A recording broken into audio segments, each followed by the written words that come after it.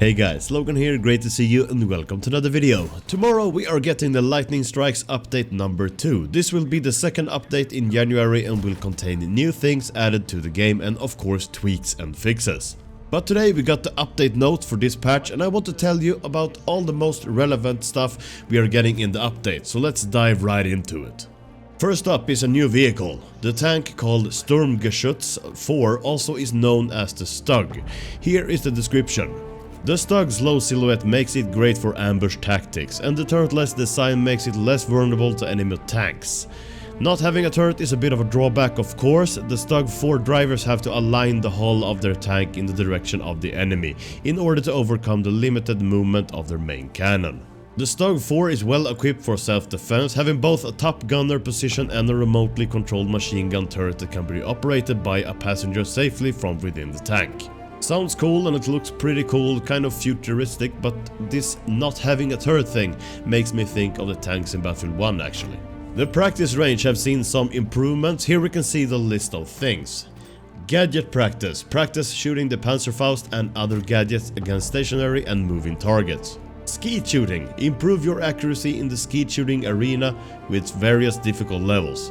Grenade practice. Learn how to accurately toss grenades at randomly spawning barrels, again with different levels of difficulty. Bullet drop. Various modes will now offer you the ability to toggle bullet drop, a visualization of where the bullet will land. Updated initial spawn position to suit players wanting to go to the open range more quickly. Various bug fixes relating to previous content. Open range mini modes now feature 1-star, 2-star and 3-star practice range ribbons that can be obtained by scoring streaks in easy, normal and hard. The practice range ribbons can be viewed in the scoreboard for solo play or co-op play separately. The latest map, Panzerstorm, you know, the huge map with all the tanks, will see some changes based on the feedback from all of us and by looking at the telemetry gathered from all the rounds played on this huge map. Some changes to the capture zones and additional covers like buildings and tree lines will make up for some of the sites where infantry were much too exposed and never stood a real chance when the enemies were too many. You can find the full details on the changes on Panzerstorm in the link in the description below. Over to the soldier fixes then. There are many things done to the movement and other stuff, but here is the most relevant changes I think you'll like to hear. The sounds of footsteps were increased in the latest patch and the results were not that good. DICE had decided to decrease the sound again, but not too much. We want to be able to hear and locate the enemies while playing. They have improved the ledge grabbing, making it a quicker animation, and you will no longer need to mash the buttons to grab on while falling.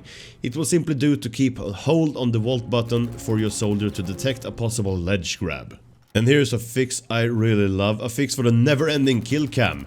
They fixed the issue where the transition between kill card and bleed out will be delayed for minimum of 3 seconds. Those 3 seconds will make a big difference. The revive countdown that shows above your friendly down players should be fixed and the countdown will show like it used to. The vehicles have seen some fixes as well, but the biggest change are to the AA guns. And I quote, "A substantial system improvement in AA behavior has been made to make the experience for shooting at airplanes more consistent. Players should notice that shells that detonate in proximity to an airplane do damage more consistently, and also that shoots that are closer to the target do more damage than the shots that are further away from the targets. This is especially obvious when planes are flying directly at or away from an AA, with higher damage for flying at an AA and lower when trying to escape an AA. We have adjusted damage values on all AA guns to compensate for this improvement, and the different kinds of AA guns should now be clear choices. Fast-firing AA is now better against highly maneuverable small targets like fighters. Slow-firing AA is now better against larger targets like bombers. If you want all the smaller fixes to the other vehicles, just check the link down below. Maps and modes then, do they seen any changes? Yes, but not that much. The most noticeable change is to the game mode Frontlines, where the game sometimes were played with the wrong number of players, the HUD will be missing sometimes, and some text strings not showing in the correct information. Yeah, all of those fixed. And they fixed the issue when you as a player want to spawn but the deploy point is no longer available is shown, despite the teammate are not in combat or the flag is actually yours to spawn at. Last, I want to mention some small but good fixes to the specific platforms, starting off with PC. Players joining on friends that are on a full server will now be placed in queue instead of being prompted with the squad is full error message. And improved how the single player loads a certain AMD GPUs. Players should no longer have 20 seconds of black screen and should see a loading cinematic much faster.